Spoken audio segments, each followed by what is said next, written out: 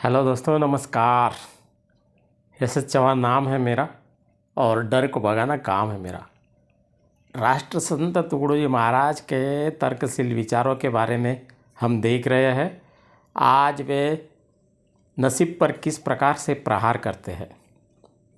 वो कहते हैं कि भाग्य का क्या चक्कर है, क्या घन चक्कर है। अपने मूवी में वो लिखते हैं कि भाग्याचा हा प्रारब्धवाद, उन्नतीचा हा करी विरोध, गावोगावच्या जीवनासी बाध आणला याने। आगे लिखते हैं कि ही दुबळी निराशा घालवून केलाच पाहिजे प्रयत्न, तरीच भाग्य येईल जाण उद्या आपुले। इसका कुल मिला के अर्थ यह है दोस्तों कि भाग्य के भरोसे पर रहने की ज़रूरत नहीं है। भाग्य, नसीब ये काल्पनिक है। इस नसीब के भरोसे गांव के लोग ज़्यादातर रहते हैं, इसलिए उनकी प्रगति नहीं हो रही है। गांव में वो घूमे थे, इधर उधर गए थे और उन्होंने देखा कि लोग काम नहीं करते हैं और असफलता यदि उनको मिल जाती है तो वो भाग्य के भरोसे छोड़ देते हैं और उनका नुकसान हो जाता है।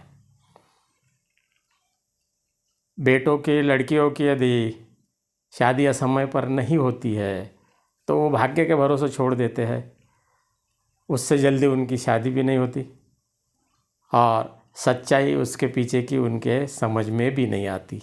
ऐसा उनको कहना था, क्योंकि ये जो भाग्य है, ये जो नसीब है, ये रुकावट पैदा करता है।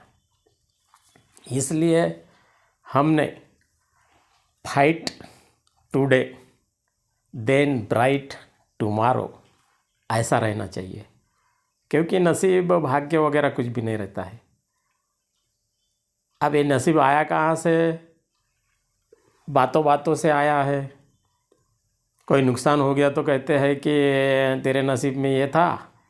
किसी का यदि देहांत भी हो गया तो भी कहते हैं कि उसके नसीब में उतना ही लिखा था। फिल्म भी देखते हैं, कुछ फिल्मों में भी इस प्रकार से नसीब को बढ़ावा देने वाली बातें आ जाती है। गाने भी है, मेरे नसीब में तू है कि नहीं, काय का घंटा है नसीब में, बाबा जी का टुल्लू है, नसीब वसीब कुछ नहीं है। सफलता हासिल करने वाले कोई अलग काम नहीं करते, उसी काम को अलग अंदाज से करते हैं। जो नसीब के घन चक्कर में रहते हैं दोस्तों, उनकी प्रगति ठीक से नहीं होती है। उनको कोई उल्लू बनाता है, बेवकूफ़ बनाता है, उनको लूटा जाता है, वो आलसी बन जाते हैं। इसलिए नसीब के भरोसे पे जो भी रहेगा वो ठीक से प्रगति नहीं करेगा। अब मेरी एक आप बीते आपको सच्चाई सुनाता हूँ दोस्तों। 1990 में मैंने ग्रेजुएशन के बाद में बीएड किया था। बीएड करने के बाद में इंटरव्यू दिए 10-15 जगह पर, नौकरी नहीं मिली।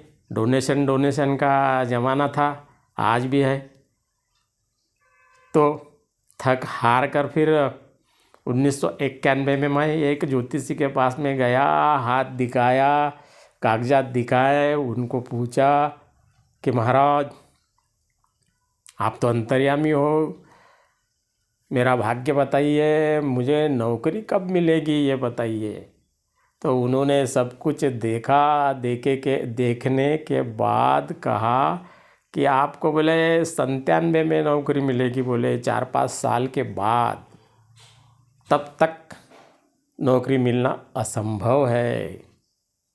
उस वक्त तो मुझे अच्छा नहीं लगा, दिमाग घूम गया था मेरा, लेकिन मैंने प्रयास करना जारी रखा और उसके बाद में कई इंटरव्यू दिए और 92 में 92 में नौकरी मिल गई, सरकारी नौकरी जवाहर नवोदय विद्यालय में। उसके भरोसे पर यदि मैं रहता तो मैं शिक्षक नहीं बन सकता था दोस्तों। इसलिए नसीब वसीब भाग्य को मारो गोली, अच्छे से परिश्रम करो। सफलता हासिल करने वाले कोई अलग काम नहीं करते हैं, वो उसी काम को अलग अंदाज से करते हैं दोस्तों। महान लोगों ने भी यही कहा था। महात्मा ज्योतिराव फुले जी ने भी कहा था कि ये भाग्य नसीब बताने का ये जो नाटक है, कुछ लोगों की रोज़गार हम ही है, इसलिए रोज़गार हम ही के तरफ मत जाइए। घटनाकार भारत के संविधान निर्माता डॉक्टर बाबा साहब आम्बेडकर जी ने भी कहा था कि ये नसीब भाग्य हमें आलस देते हैं, आलसी बनाते हैं, निष्क्रिय बनाते हैं, इसलिए उधर जाने की ज़रूरत नहीं है। स्वामी विवेकानंद जी ने भी यही कहा था कि जब तक इस देश के युवक युवतियाँ नसीब और भाग्य जैसे थोतांड पर, काल्पनिक बातों पर विश्वास करेंगे, तब तक देश का कोई भाग्य या नसीब नहीं बन सकता। भूतपूर्व राष्ट्रपति डॉक्टर APJ कलाम ने भी यही कहा था कि नसीब भाग्य ये सब मनोरंजन के लिए ठीक है, कला है, बस वहाँ तक ही सीमित है। इसलिए जागो, परिश्रम करो, नसीब को मारो गोली, अच्छे से काम करो, ऐसा राष्ट्रसंत ने भी कहा था। इसलिए दोस्तों समझिए, सोचिए, तर्क कीजिए, आगे बढ़िए। जय गुरु।